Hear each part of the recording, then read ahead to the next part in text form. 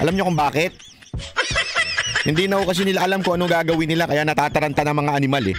Unya-unya, ikikwento ko sa inyo kung paano nabuo itong impeachment na ito at kung paano na-impeach si VP Sara Duterte sa Kamara at ang tamang term na impeach with ED. Kasi minsan may mga nagmamagaling eh. Na sinasabi, hindi pa impeach banat bay. Huwag ka kasing magmagaling, mamaya papaliwanag ko sa inyo. Impeach po ang tawag po dyan, with ED. Na-impeach na po siya sa Kamara. Yun po ang nangyari, okay? So ipapaliwanag natin lahat yan. At saka ano ba magiging proseso? What's next? Kasi nag-adjourn na ang Senado. Matutuloy pa ba ito? Bakit nila ginawa ito amidst the last day? Okay? Kasi magtataka ka eh. Bakit pa nila ginawa na last day ng Kamara bigla pa nilang isiniksik ito? Unya-unya pag-usapan natin. Lahat yan, dadalihin natin. Lahat po yan, ipapaliwanag natin kung bakit po nangyari yan. Pero marami po sa atin medyo naguguluhan sa mga nangyayari. At yan ho ang ating tatalakayin ngayong araw nito. Kaya makinig ka lang dyan, huwag kang maglilipat ng channel. Huwag ganun ang ganun ha. Hindi ba dyan ganun ang ganun eh. Alam mo ano yan, delicates yan. Baka magnanayang kamay mo sa kakaganon-ganon mo. Ayan, kaya abang lang kayo dyan kasi ikikwento natin, pag binitawan nyo ito, mawawala kayo sa kwentuhan, mawawala kayo sa paliwanagan. Okay? So simulan na ho natin. Ano ba nangyari ngayong araw na, kahapon ho. At ito ho yung nangyari. Okay? Simulan na ho natin. Pasok. Higit sa 200 na mga mambabata sa mababang kapulungan ng Kongreso ang pumirma para isulong at i-verify ang impeachment complaint. Ito po yung pang-apat laban kay Vice President Sara Duterte. Inihabol ang nasabing reklamo dahil ngayon po ang huling araw ng sesyon bago mag-adjourn ng Kongreso para sa midterm elections at sa 2 na ng Hunyo ang kanilang balik. Naku po, grabe hinabol talaga. Balita ko talagang hinabol kasi ang balita natin, may mga hearing pa ngayon, biglang i-cancel, biglang nag-text, sabi, punta kayo doon sa sabi ni boss, ganun. Hindi, meron talagang puwersahang nangyari. Pag di kayo pumunta, wala kayong akap. Pag di kayo pumunta, wala kayong IX, ha? Punta kayo doon, mga alalay, mga alipin, yan daw nangyari. O, tuloy. Mabilis naman itong naipadala ng mga kongresista sa Senado kung saan inaasahan nilang maaksyonan agad. Kunin natin ang kabuang nangyari. Ito? Mga aktividad sa mababang kapulungan ng Kongreso mula sa ating mata sa Kamara. Live! Vic Suminta. Vic! Pasok! Alex, ang ika-4 na impeachment complaint laban kay Vice President Sara Duterte na isinulong mismo ng majority group sa pangunguna ni Senior Deputy Majority Leader Ilocos Norte at Presidential son Sandro Marcos. Nako? Aba? Bakit gayon? Akala ko ba ayaw? Hindi akala ko ba ayaw ng tatay mo na wala daw magandang maidudulot tong impeachment? Abay, bakit ikaw ang nanguna? Pero nagpapalusot yung iba mga congressman, hindi daw naman siya nauna. Pero siya ang una-unang pumirma. Tarantado rin itong si Wag na, baka mamaya sasabihin naman nila, ayoko nang minumura kami. O sige na, wag na tarantado. Namo, yun na lang. Kasi yun ang bagong term ngayon, hindi raw mura yun. Sabi ni Bishop Sabi ni Bishop Abante, hindi daw mura yun. Paano ba naging Bishop yung namo na yan? Hindi kasi nagpapalusot to. Meron ako napanood. Si Chua, kilala niyo si Chua. Napanood ko sa TV5. Sabi niya, hindi naman siya ang nanguna. Ang dami niyang palusot eh. Maganon-ganon pa siya. Kesyo, matagal na itong pinag-uusapan. Namo. Hindi mura yan. Sabi ni Abante Namo, Chua. Magpapalusot ka pa. Unang-una nga siya dun sa sulat eh. Nakita ng mga media yun na unang sa sulat at pumirma. Tapos sasabi mo hindi una. Namo. Ang nagsulong nito kasama si Senior Deputy Speaker Aurelio Dong Gonzales na ito ang pinirmahan ng 215 mga kongresista na bumuo ng article of impeachment na agad namang ipinadala ngayong hapon sa Senado. There's a motion to direct the Secretary General to immediately endorse to the Senate the impeachment complaint, having been filed by more than 1/3 of the membership of the House, or a total of 215 members. Is there any objection? I object. The chair hears none. The motion is approved. The Secretary General is so directed.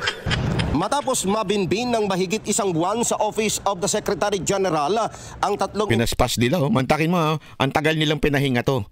Ang tagal ho nilang ipinahinga ito. Nagsimula ito December 2 to be exact. Ang alam ko, correct me if I'm wrong. Pero alam ko December 2 nagsimula ito December 2, meron na kagad impeachment. Ang haba ng pahinga, mantakin mo, the entire December, the entire January, Even if, according to their rules, kailangan agad-agad na ipapasa ito at pagdidesisyonan. Hindi ginawa. In 2 months. Bakit kanyo? Yan. Alam nyo, ito opinion ko. Bakit kanyo? Kasi alam nilang una, doon sa gagawin ng Iglesia ni Cristo. Medyo natakot sila nung una na, sandali, titingnan nga natin. Nung nakitang madami at nakita nila na nung kinokontra na nila, may mga may mga inutusan silang mga bayarang troll na nagpapakalat ng kasinungalingan sa INC. Ang dami niyan. Ang dami nga nag-report sa akin ng mga taga-INC. Bakit yung mga vloggers lang na DDS na pinapapunta ang dami nag-fake news sa amin, sa iglesia, sa aming pinuno. Hindi man lang pinatawag. Kasi nga, tinrabaho muna nila kayo.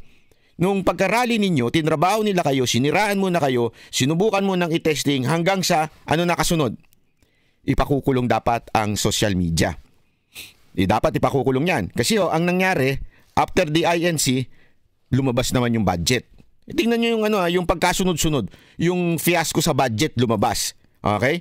Tapos, makikita mo, kailangan ng kailangan ng distraction, ika nga. Kailangan ng diversion. Kailangan mawala ang tuon ng mamamayan doon. Okay? Paano mangyayari yon? Kung hindi ito itatapik ng mga vloggers. Ang problema, yung mga vloggers, magaling. Kasi alam mo ito, walang biro ito. Pansinin ninyo. Ito lang, pansinin ninyo. Bakit ang mga loyalista ang tatangan ng mga vloggers nila? Hindi totoo, di ba? Hindi nyo ba napapansin? Pero pag Duterte supporter, mga Duterte vloggers, o masasabi mong nandito ang lining, ang tatalino, di ba?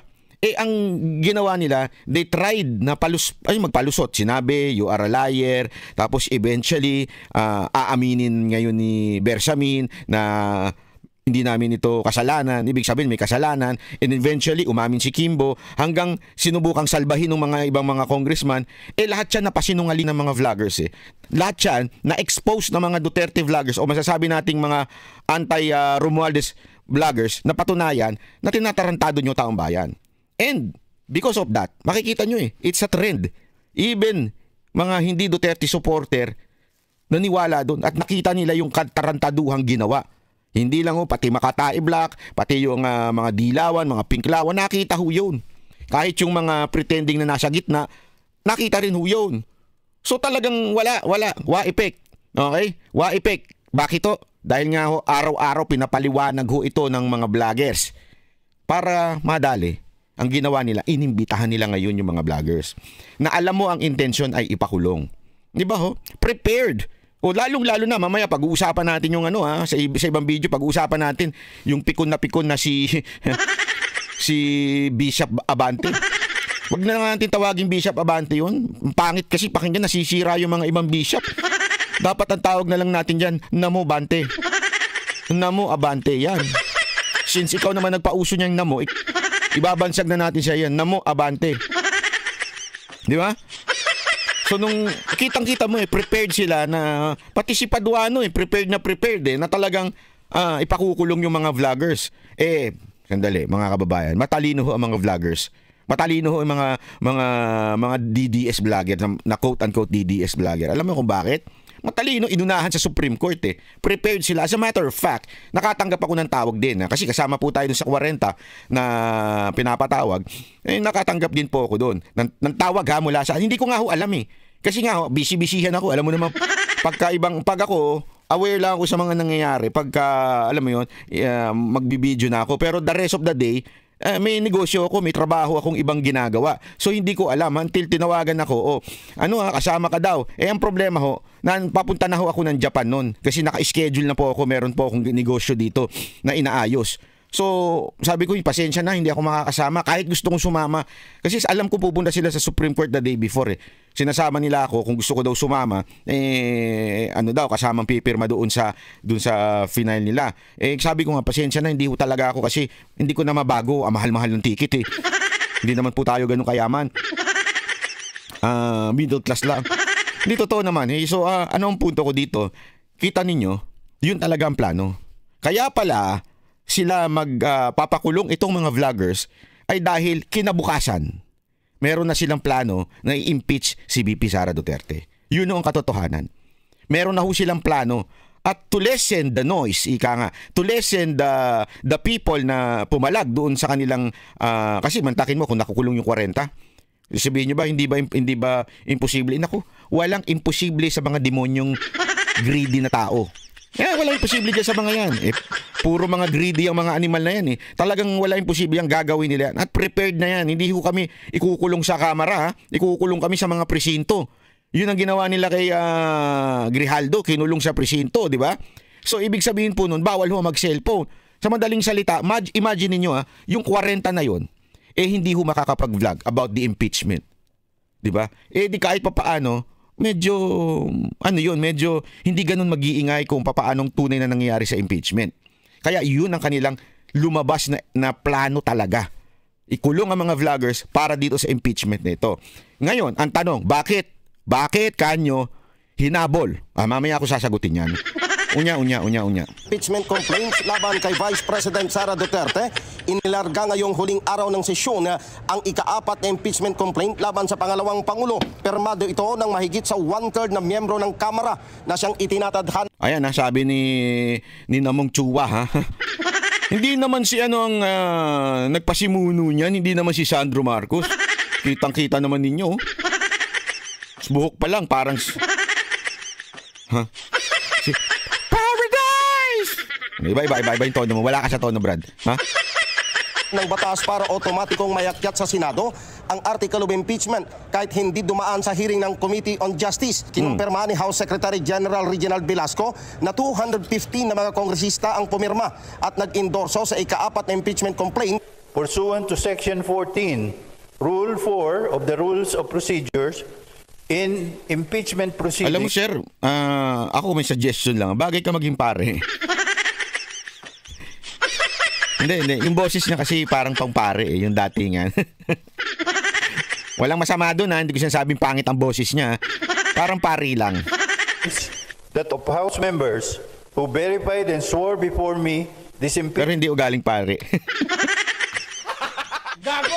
Tuloy. Complaint is 215 House members. Sa huling sesyon ngayong hapon, bago ang break para sa midterm elections, nagpatawag ng kauko sa majority group si House Speaker Martin Romualdez.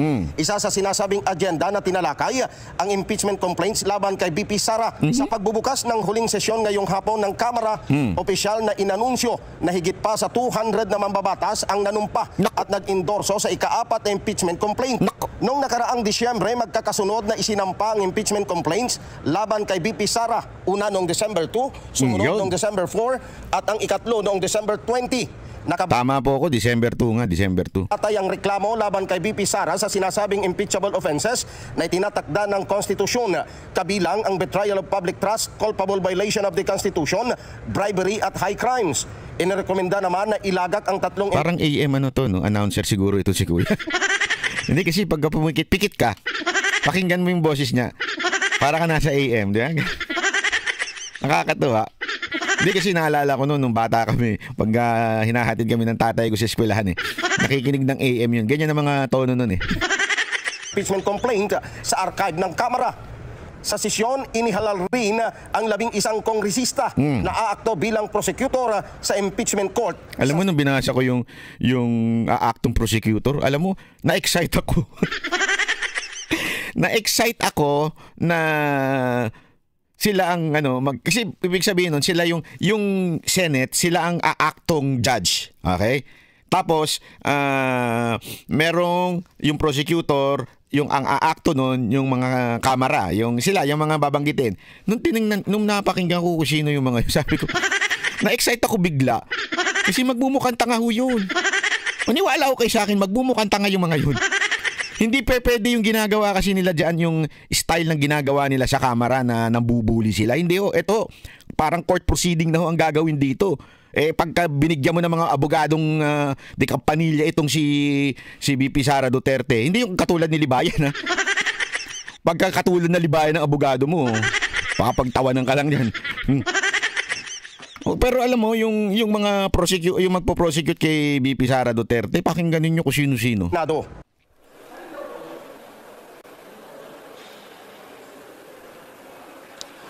Alex, ngayon ay wala pala dito mamaya doon sa isang balita. naghahanda na itong 11 congressman prosecutors Yan. at nakatakda silang magpulong sa mga susunod na araw kahit na nakabreak na ang sesyon ng Kongreso. Maniwala ka magpupulong yan. Wala, hindi magpupulong yan. Mangangampanya yan.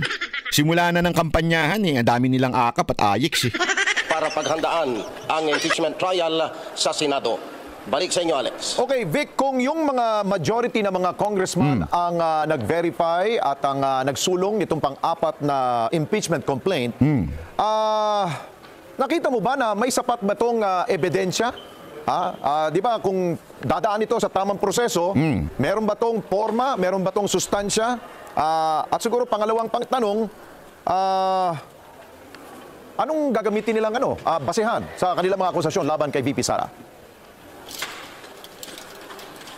Pareho nung tatlo, Alex, kasi sabi nung isa sa tatayong prosecutor, si Congressman Chua, ay mayroong... Grabe si Chua, tatayong prosecutor. Shit! Hindi naman siya pero pambihira wala sa hulog yun Ang level ng utak parang silibayan Wala Kaya nga ako, alam nyo kung kayo, marami sa atin medyo na-frustrate. Hindi naman na-frustrate, para nalungkot kasi na-impeach si VP Sara Duterte. Mga kababayan, ako na-excite. Na-excite ako hindi dahil sa gusto ko ma-impeach, pero sigurado akong magmumukhang tanga yung mga prosecutor na yan. Kasi ano basihan nila? Maniwala kayo sa akin, durug yan. Pagkadating sa mga dikampanilyang mga abogado ni VP Sara Duterte, maniwala kayo sa akin, magmumukhang tanga ito mga to. Sapat na forma at saka sustansya ang naturang impeachment complaint at ang gagamiting mga ebidensya ay katulad din ng mga ebidensya na kinalap ng naunang tatlong impeachment na nakabatay ito sa mga isinagawang pagdinig ng Quad Committee at saka ng House Committee on Good Government and Public Accountability. Sana nga pinupo niyo pati si Franz Castro. Para na kayong circus, para pa kayong magiging niyan. Alam mo yun sa mga peryaan, yung mga nagtataya-taya doon, yung may daga na tatawid papunta doon sa taya mo, yung baka maging bukang gano'n na yun. Hindi lang circus, peryan. Kung saan pinaharap at doon inimbestigahan si Vice President Sara Duterte, Alex. Okay, Vic, lumalabas ngayon sa social media yung mga pumirma sa naturang verified complaint ng laban kay Vice President Sara Duterte. Parang nakita ko yata ang unang pumirma doon ay ang presidential son. Walang iba kundi si Congressman Sandro Marcos. Ibig sabihin ba niyan, Vic, I don't know kung nakausap niyo na siya, ibig ba sabihin niya na hindi siya nakinig sa kanyang tatay? Yan ang mga yan ang mga tanong diyan Hindi kaya siya nakinig? O naging hindi makatotohanan si BBM sa kanya sinasabi na ayoko ng impeachment, ginagago lang pala tayo?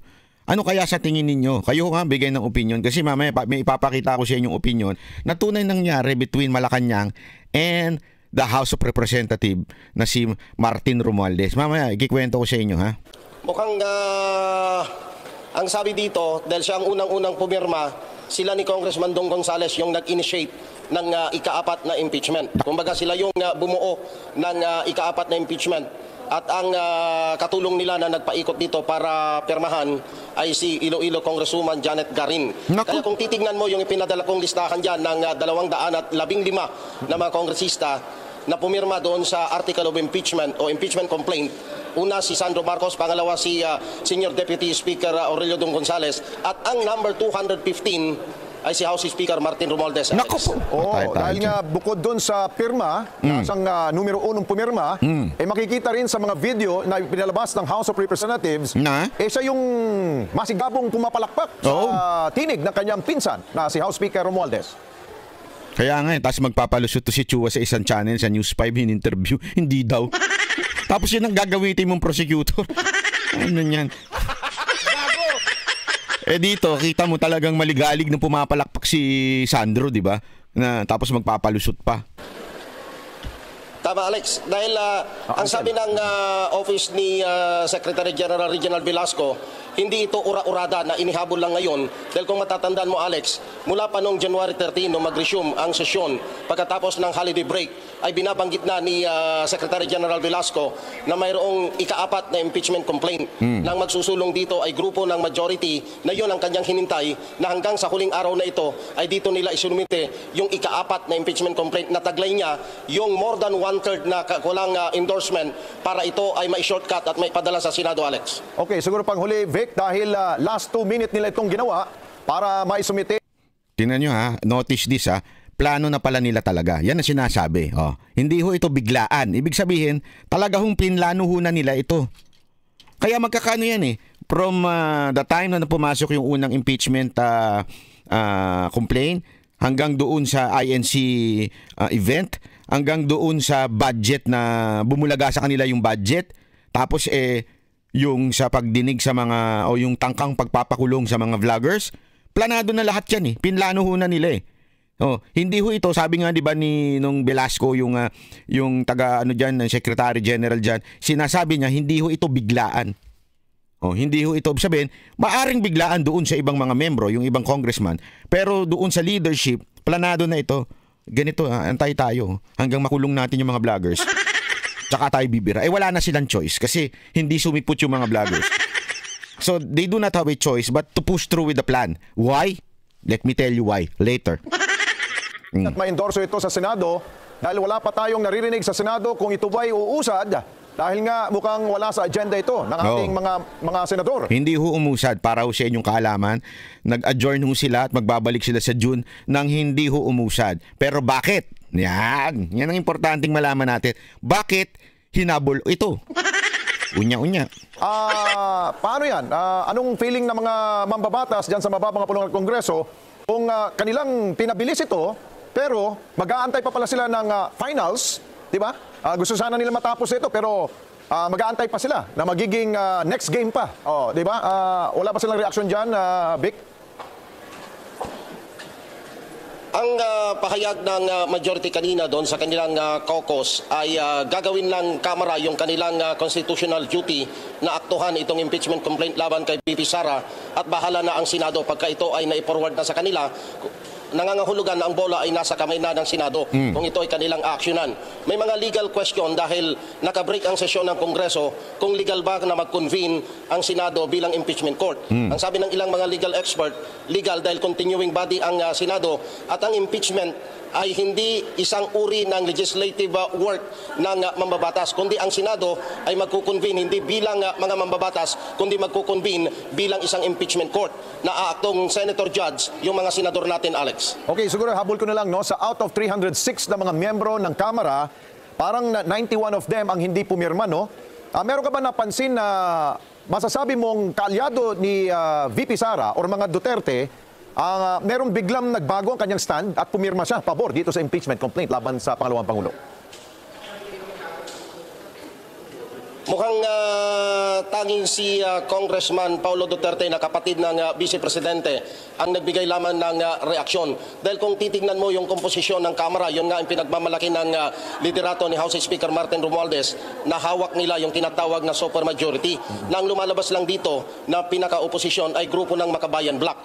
Pinaghihinalaan din na itong tumatayong minority ngayon sa pangunguna ni Congressman Marcelino Libanan ay hindi naman talaga oposisyon, kundi ito'y kaalyado rin ng majority. Okay, sige. Maraming salamat sa iyo, Vic Sumintak. Mata natin dyan sa Kamara. Ayan. O ito, paliwanag na natin kung bakit binigla. Di ba? Binigla ho nila. Kasi tandaan ninyo, hindi ho, yung blank na nabuking ni Ungab at saka ni Pangulong Duterte at ni Attorney Vic Rodriguez, hindi ho nila alam yun. Hindi nila alam na mabubuking sila.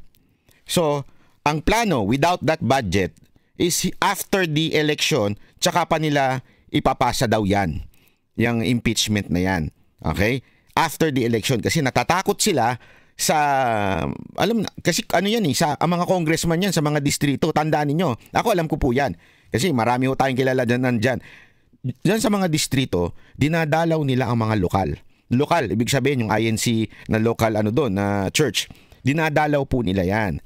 Humihingi ho sila ng boto, ibig sabihin. Pero hindi naman huli na literal na sinasabi yon. Kasi ang INC naman daw, hindi rin nagbibitaw sa iyo na, sige, susuportahan ka namin. Hindi. Pero lahat daw ng mga tumatakbo diyan, especially yung congressman, hinihingi nila doon sa lokal nila yung suporta. Kasi alam naman natin black voting yan. Pag sinabi ng iglesia ito, lahat yan boboto. Ang laki ho nun. Medyo pag nangyari yun, mananalo. Kahit pa paano yung congressman, di ba?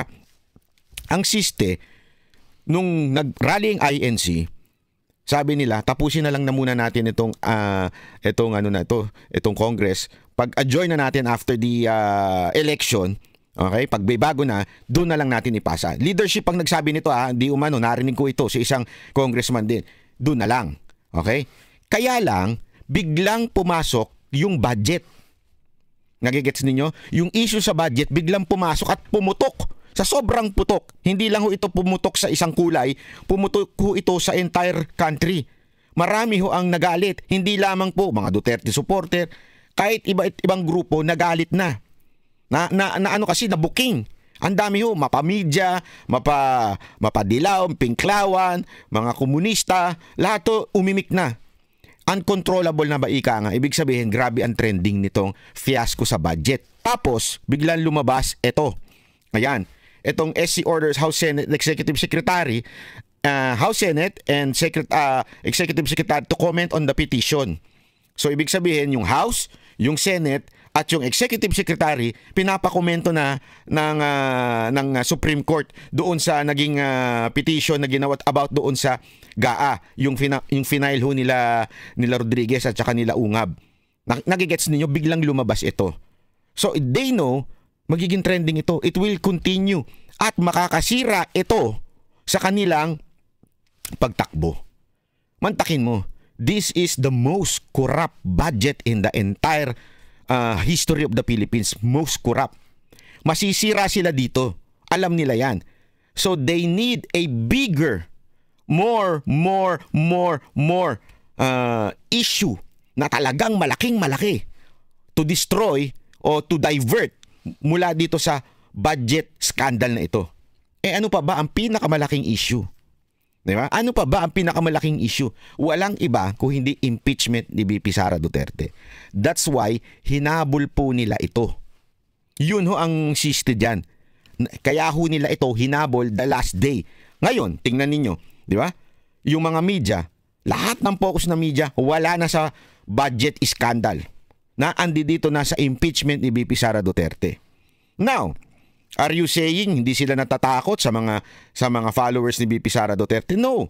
Kaya lang mas susuplak sa kanila yung budget. Yung issue sa budget kasi nga pinasok na ho ng Supreme Court ito, 'di ba? Malaking issue ito kaya kailangan ho nilang ma-divert ng mabilisan. At ito na yung impeachment. Yan ho ang isa sa dahilan kung bakit nila hinabol ho ito. At ano po ang nangyari? Ang balita natin, actually nabalitaan ko din ito sa isang tao. Tapos nung napakinggan ko si Atty. Trixie, na-confirm. As in P. Dan Fernandez, nakakahawa ka talaga. Na-confirm po na ito pala ang talaga nangyari. Napag-alaman ko kasi through, basta di ko na sasabihin kung sino, na nagkaroon ng konting alitan between Marcos and Romualdez tungkol dito sa impeachment. Ayaw talaga ni Marcos na ma-impeach si VP Sara Duterte kasi takot ho siya sa magiging backlash nito. Ibig sabihin yung epekto. Alam naman nila yun. Kasi tandaan ninyo, nanligaw sila kay VP Sara Duterte noon. Alam nila yung impact ng mga Duterte kaya sila nanalo. Hindi ho nila hindi ho nila maitatanggi yun kasi po, alam nila si Senator Amy, inamin na niya eh. Inamin niya na talagang niligawan niya si VP Sara Duterte para manalo ang kanyang kapatid. So they know, Visayas and Mindanao, it's the Duterte. Sarado na yan. Dito sa NCR, hati. Pero the entire Mindanao and Visayas, Duterte yan. Takot sila ho. Takot po si Marcos na galawin ang mga etong si Duterte, si VP Sara Duterte. Pero, iba ho kasi ang plano nung kanyang sakim na pinsan. Oh! Kailangan matanggal at ma-impeach si VP Sara Duterte kasi pag na-impeach po siya, hindi na siya makakatakbo sa 2028 at sa tingin niya may pag-asa siyang maging presidente. That's the reality. Akala niya may pag-asa siya pag hindi na wala na si VP Sara Duterte. Hindi niya alam, ang dami pang pwede tumakbong presidente dyan na mas mas sikat kaysa sa kanya o mas pwedeng iboto kaysa sa kanya. Kasi sa kanya, diring-diri ang taong bayan. Mantakin mo, ang dami na niyang vlogger, wala pa rin nangyayari sa kanya. Di ba? Mukha kasi yung namo. Yun ang katotohanan O, di ba? So, siya naman talagang atat na atat at syempre, dahil nga po na may kaguluhan at may skandal sa budget, kailangan niyang ma-divert yung usapan. Kaya niya hinabol etong issue ng impeachment. Tandaan natin ayaw ni Marcos hindi because concern siya kay VP Sara Duterte.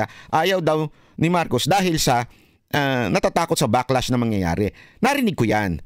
Kaya nga napaisip ako, bakit yung anak niya ganon ang nangyari? Bakit pumirma kung ayaw pala? Okay? Kasi nga daw ang balita, hindi daw mapigilan ni Marcos itong